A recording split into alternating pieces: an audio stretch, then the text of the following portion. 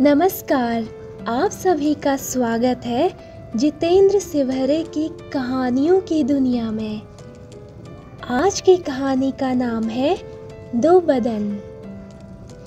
हर रोज की तरह ऑफिस से लौट रहा शिव उस अनजान लड़की को देखते ही रुक गया। जोरों की वर्षा हो रही थी। रास्ते पर वाहनों की भीड़ थी, लेकिन कोई भी युवती का आग्रह स्वीकार नहीं कर रहा था। ऑटो टैक्सी वाले रुकने को तैयार न थे। युवती के चेहरे के भाव देखकर शिव को अनुमान हुआ कि शायद लड़की बीमार है। उसे हॉस्पिटल जाने के लिए सवारी गाड़ी की तलाश थी। शिव ने अपनी कार युवती के पास रोक दी, जैसे कोई अदृश्य शक्ति उससे यह सब करवा रही हो। कार का दरवाजा खुल चुका था। युवती बिना वक्त गवाए कार की पिछली सीट पर बैठ गई। वह दर्द से कराह रही थी। शिव ने कार दौड़ा दी। नज़दीक ही संजीवनी अस्पताल था। युवती ने अपना नाम गौरी बताया। मोहपास में बंधा शिव गौरी को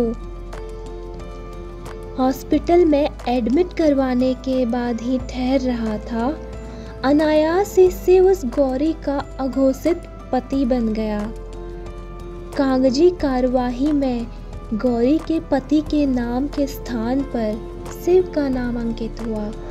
हॉस्पिटल स्टाफ के साथ एडमिट हुए अन्य मरीजों के परिजन भी शिव को गौरी का पति मान बैठे थे। शिव की देखभाल से गौरी भाव विभोर थी। बेड रेस्ट कर रही गौरी नहीं चाहती थी कि शिव उसे छोड़कर कहीं चला जाए। शिव का निस्वार्थ समर्पण गौरी का हृदय भेद गया। शिव अब गौरी का तथा गौरी शिव की।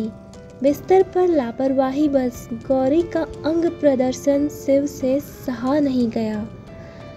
उसने निर्दोष दृष्टि से गौरी के निजी अंग पर कंबल ढक दिया।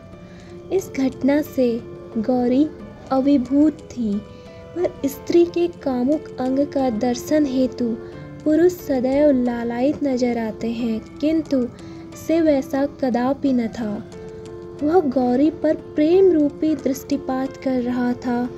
शिव का निर्दोष प्रेम गौरी अनुभव कर रही थी। वह गदगद थी। गौरी चाहती थी कि जब तक हॉस्पिटल से उसकी छुट्टी न हो जाए, शिव उसके हाथ में अपना हाथ रखकर उसे हिम्मत देता रहे। शिव के अनेक बार आग्रह करने पर भी गौरी नींद लेने को राजी नहीं हुई। उसे संदेह था कि आंखें बंद करते ही शिव उसकी दृष्टि से दूर हो जाएगा। गौरी नहीं चाहती थी कि शिव एक पल भी उसकी नज़रों से ओझल हो। शिव स्वयं गौरी की उपस्थिति से प्रसन्न था। ऑपरेशन थिएटर में मात्र आधे घंटे के लिए गौरी से दूरी पर शिव व्याकुल हो उठा। इस न्यूनतम समय में गौरी को वह अपना सब कुछ स्वीकार कर चुका था। हॉस्पिटल से डिस्चार्ज होने पर गौरी चाहती थी कि वह शिव के कंधों के सहारे सीढ़ियां उतरे, किंतु जब शिव ने गौरी को छुआ तब गौरी को अपने प्रेम पर संदेह हुआ। शायद यह उसका भ्रम था। शिव एक विवाहित पुरुष है तथा संभवतः वह अपनी पत्नी से असीम प्रेम करता हो। इसी उधेड़बुन में गौरी कार की पिछली सीट पर बैठने लगी। अब कार की पिछली सीट पर बैठने की आवश्यकता है, शिव ने गौरी से कहा। इतना सुनते ही गौरी खिल उठी। उसके चेहरे की रौनक देखते ही बनती थी। गौरी को विश्वास हो गया कि शिव भी उससे उतना ही प्रेम करता है जितना वह शिव से करती है। चेहरे पर मुस्कान लिए गौरी कार में शिव के बगल वाली सीट पर बैठ गई। उसका सिर शिव के कंधे पर था। शिव ने गौरी के सिर पर अपना हाथ फेरा। इस अनुभव ने गौरी को न केवल संरक्षण दिया अपितु उसके दुखी गृहस्थी को बहुत बड़ा संबल दे दिया। गौरी चाहती थी कि शिव उसे एक प्रेम की निशानी दे। शिव स्वयं गौरी का मस्तक चूमना चाहता था, किंतु वह साहस जुटा न सका। पति का शोषण सह रही गौरी के लिए शिव का निश्चल प्रेम किसी पुनर्जन्म सरीखा था।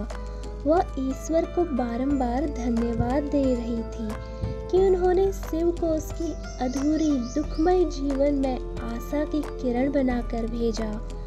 वह शिव पर अपना सर्वस्व न्यौछावर कर देना चाहती थी, किंतु शिव था कि वह गौरी को अपने हृदय की देवी मान चुका था, जिसे वह जीवन पर्यंत पूजना चाहता था। शिव का स्वयं के प्रति इतना आदर देखकर गौरी को अपने अंदर एक विशेष विभूति का आभास हो रहा था। 20 वर्षों के बाद भी दोनों का परस्पर निश्चल और निष्कलंक प्रेम अनवरत जारी था। जहां वृद्ध होने के बाद भी शिव में गौरी और गौरी में शिव के प्राण बसते थे। आप सभी का कहानी सुनने के लिए बहुत बहुत शुक्रिया।